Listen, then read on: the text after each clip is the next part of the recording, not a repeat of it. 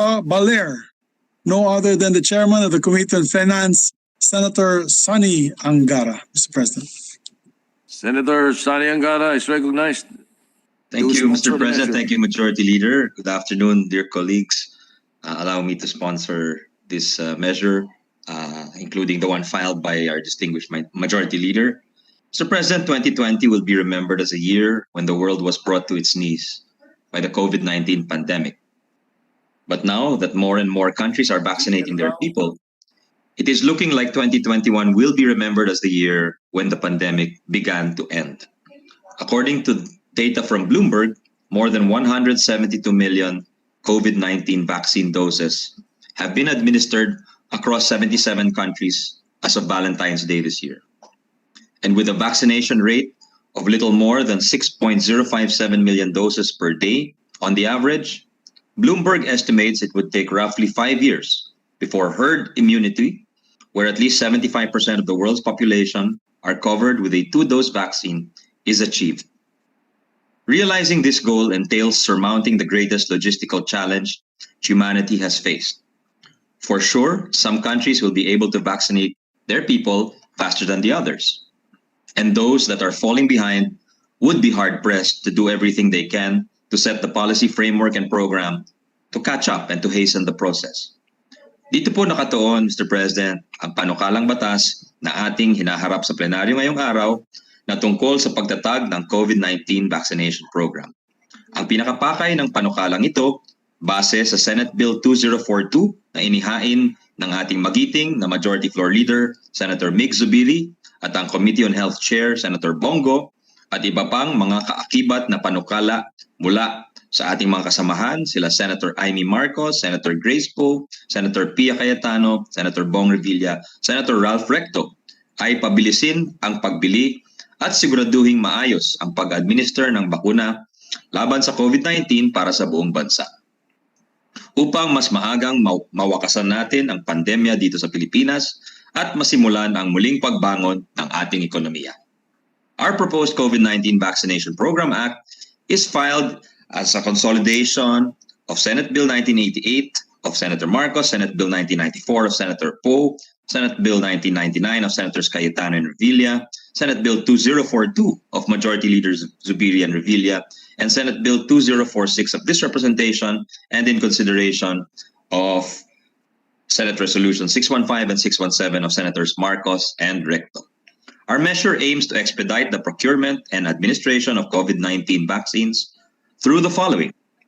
First, by authorizing the Department of Health, DOH, and the National Task Force Against COVID-19, or the NTF, to undertake negotiated procurement of COVID-19 vaccines and the ancillary supplies and services for their storage, transport, and distribution.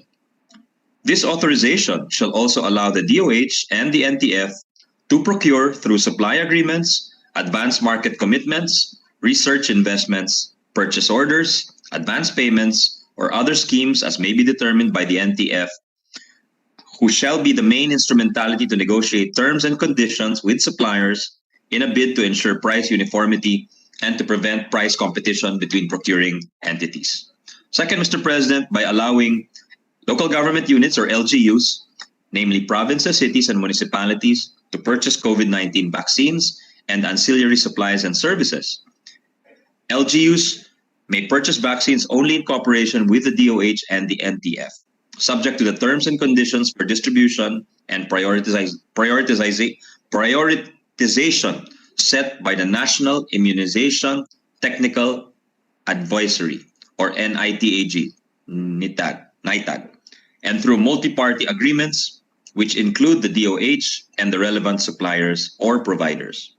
LGUs will be allowed to make advance payments, but they can only purchase vaccines and supplies for up to 50% of their target population, following the proposal of Senator Kiko Pangilinan for this to be explicitly stated in this measure.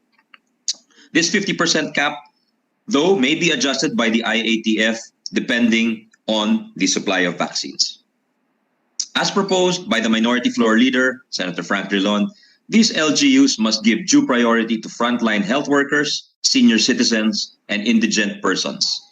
They will also be required to exercise utmost transparency and report any supply or purchase agreement into which they have entered.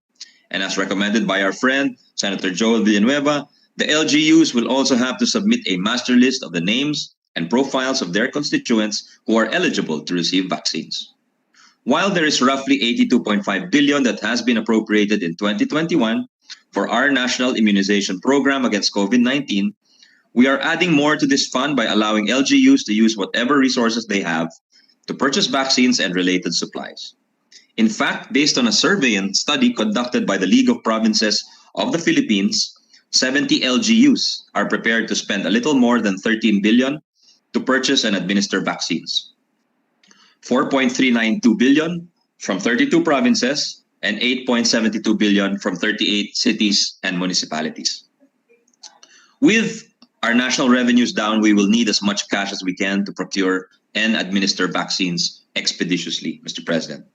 By allowing LGUs to take an active part in the procurement of vaccines, we also increase the volumes that we are purchasing, which in turn would allow the national government, particularly the office of our vaccine czar, Secretary Galvez, to negotiate for more affordable prices. Third, Mr. President, by allowing private entities to purchase vaccines subject to similar restrictions and conditions set for LGUs and only for the sole and exclusive use of these private entities. Fourth, Mr. President, following the measure filed by Senator Marcos and this representation, we are exempting from customs duties, value-added tax, excise tax, donors tax, and other fees and charges levied on the procured COVID-19 vaccines and the necessary supplies for their storage, transport, and distribution. This is to complement the exemptions provided in the Corporate Recovery and Tax Incentives for Enterprises Act or CREATE, which is awaiting the signature of the President. Through the aforementioned steps, we hope to break down some regulatory barriers. We hope to free up some resources and empower as many government instrumentalities as we can towards the fast procurement and expeditious rollout of COVID-19 vaccinations. But given that there are still a few critical things that we do not know about COVID-19 vaccines, our measure also includes some safeguards.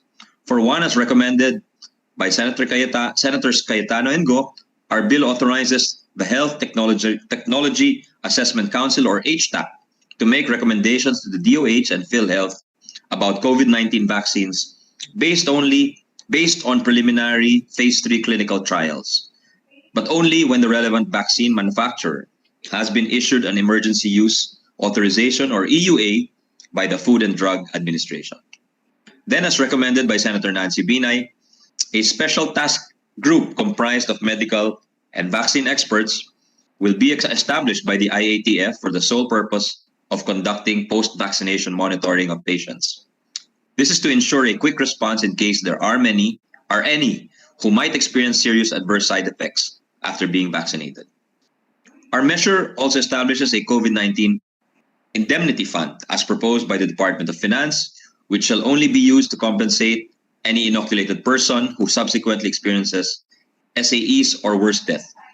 This fund will be worth 500 million pesos, and as suggested by our distinguished minority floor leader, it will be sourced from the contingent fund and shall be administered by PhilHealth. Many of our officials, including Vaccine Czar Secretary Galvez, have emphasized how the COVID-19 vaccines actually serve a dual purpose. The first is obvious, to inoculate our people from the virus. The second is more profound, Mr. President. It is to build back our people's confidence, to make them feel safe about moving around society again. It is to give them assurance that a return to normalcy is imminent and possible. This is why, following the measures filed by Senators Cayetano, Revilla, and Poe, our bill also creates a vaccination passport program. Here, the DOH will be mandated to issue to all Filipinos who have been inoculated so-called vaccination passports, which shall serve as a record of all the COVID-19 vaccinations they have received. In compliance with our data privacy laws, these passports will contain only the relevant information, basic personal information, the manufacturer of the vaccine used, the date of the inoculation, among others. These passports are intended to be digital. Hence, the Department of Information and Communications Technology, or DICT, will be mandated to develop the needed digital systems and applications. But given that there remains a digital divide in the country, these passports will also be available as printed documents. These passports will serve as documentary proof that a person has completed a full round of COVID-19 vaccinations, which could then allow them to go abroad wherever they are permitted, to engage in non-essential domestic travel, to grant them quick passage through local checkpoints, and access to business establishments. Mr. President, we as a people have lost so much because of the pandemic, in terms of jobs, opportunities, and human life. However, we believe that with this measure, we have not lost out on the belief that there will be an end to this ordeal. The development of COVID-19 vaccines in such a short amount of time is in itself a huge scientific achievement. But that alone will not end this pandemic. That alone will not bring things back to normal. To achieve that, we will need nothing less than the whole nation acting together. All sectors of society, all levels of government, all our policies, all our regulations, all our systems need to be aligned and sync.